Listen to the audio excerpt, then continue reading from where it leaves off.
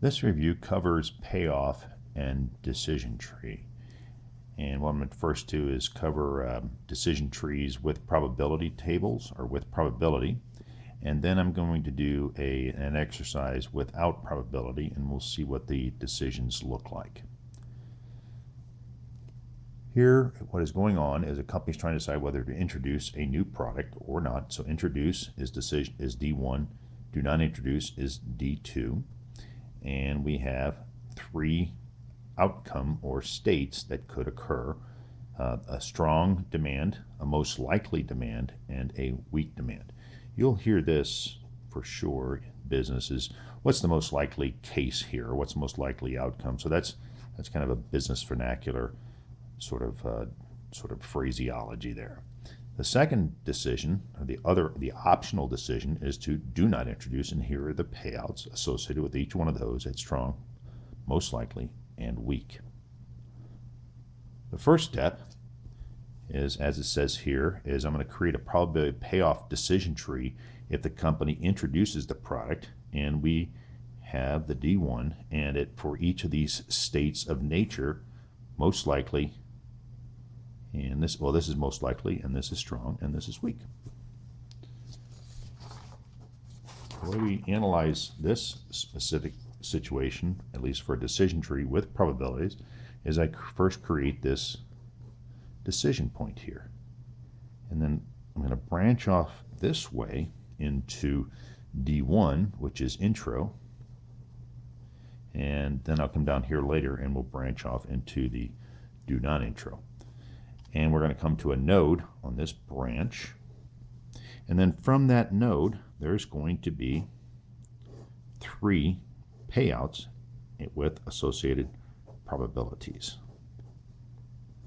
And as you may recall, those are denoted by triangles, at least from the textbook.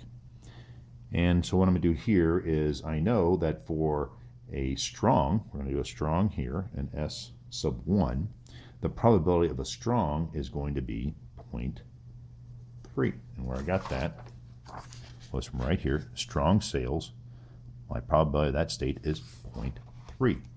Then I'm going to go to S2, which is the most likely, and the payout probability there is most likely sales S2 is 0.5. And then the final one is, okay, what if there's a weak demand for the product?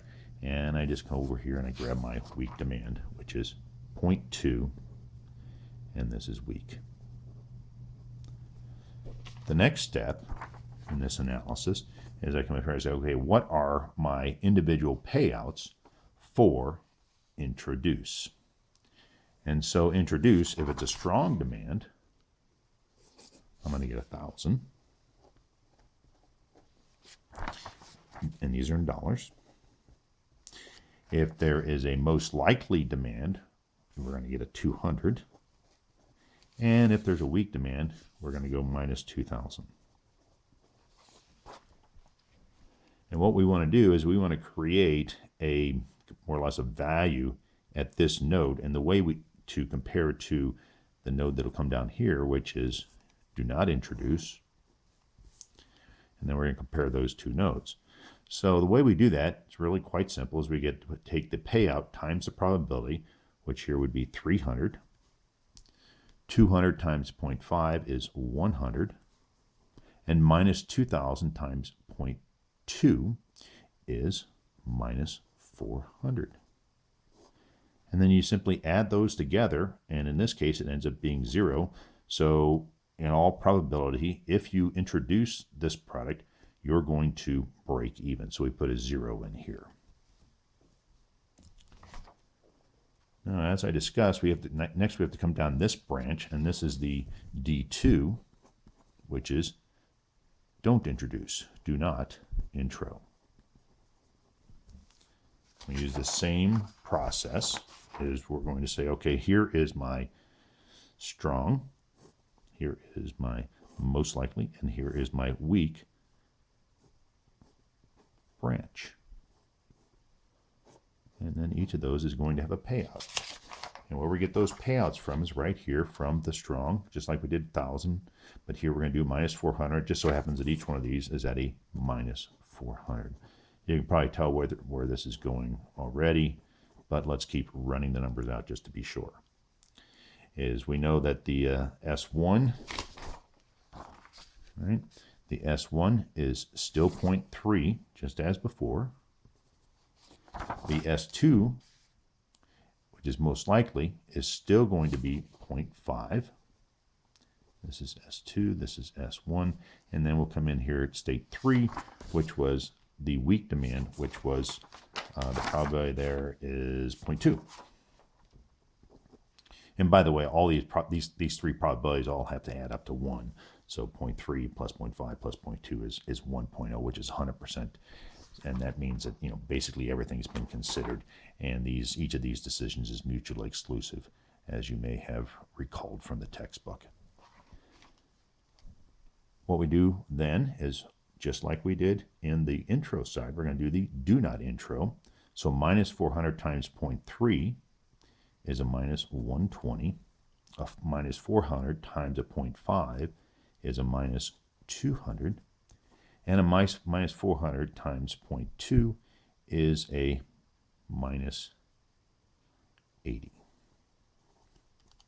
Add those three together, and you get a minus 120, you get minus 200, so you get a minus 400, so negative 400. And so then you do this, we kind of talked as a reverse NCAA bracket, right? And so now you come down here and you say, okay, this one, most likely, I'm not going to lose money based upon the probability in the payout tables. And here, I'm going to lose money. So in all probability, I'm going to lose money. And in fact, there's almost no way I can make money. So what I'm going to do is I'm going to say, well, let's introduce. So the decision here would be intro based upon a probability decision tree.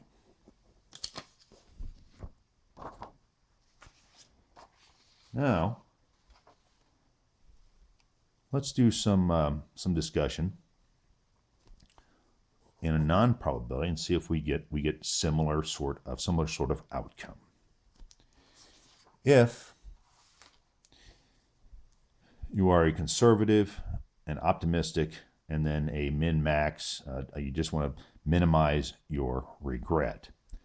For the conservative, let's take the conservative first. What you're going to do is you're just going to come across here, and this is a more or less a horizontal sort of discussion. And so introduce, you go, what's the worst it's going to get?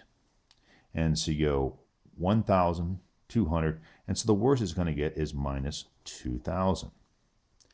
And that's for introduce. Now the worst it's going to get down here is minus 400, and so you would lose less. That's kind of the way this would be positioned. You would lose less by not introducing.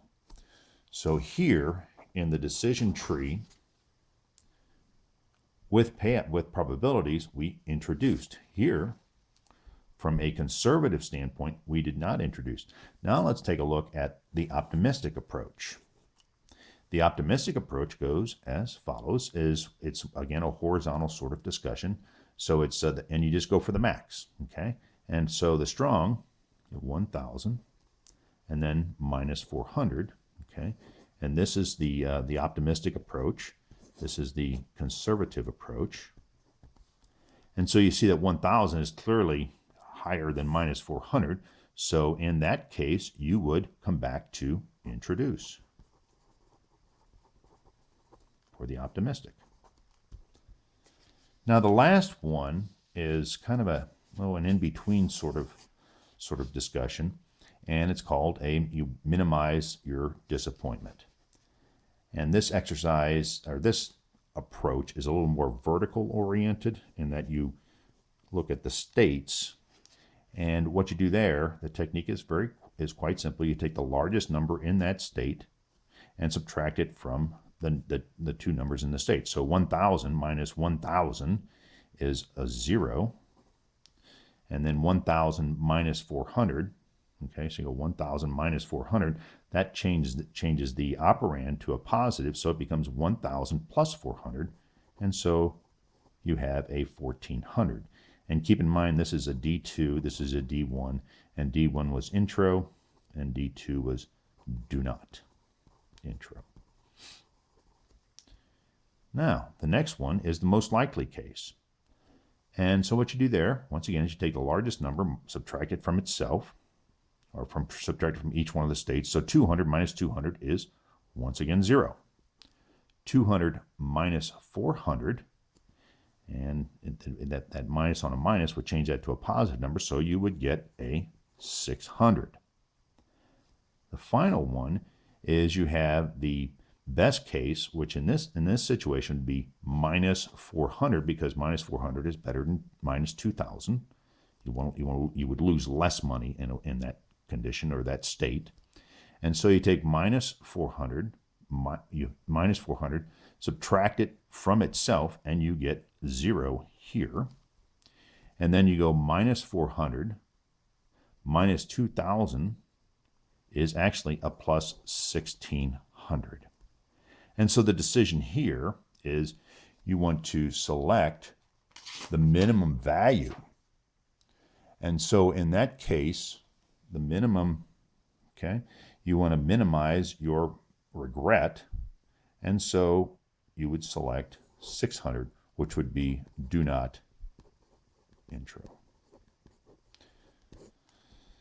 So you've got a mixed bag, and so this would come down to whether you're kind of one of those that is conservative, optimistic, or if you like to run it by the payout tables, and the payout table says introduce, and if you go if your payout table says introduce and you're an optimistic sort of company, okay, or you're optimistic about the future, or you tend to be an optimistic organization in general, you would go for going ahead and introducing. If you were conservative, okay, if you were conservative, and the conservative, we determined there that on a conservative, we would not introduce. And so if you're conservative there, but your decision tree, if you do not introduce, is minus 400, that might give you a pause for thought. But I would say that you would probably be, a conservative person would be inclined to go with the do not introduce. And then when you do the min-max regret, and this is where you might want to combine these two, where the conservative and the minimize regret. So these are this is kind of a middle range here. Both of those are saying do not, and your decision tree model really doesn't show you much upside. It shows you some nice downside, but again, this is all the management discussion as you're going around in the boardroom or in the executive meetings, or if you're the brand manager making a recommendation, or if you're an analyst making a recommendation. Here again, you'd probably come back to this conservative. That's why the conservative approach here would still be do not introduce. And that concludes our discussion of payoff and decision tree, first with probabilities, then without probabilities, using 4 different techniques, actually. Thank you.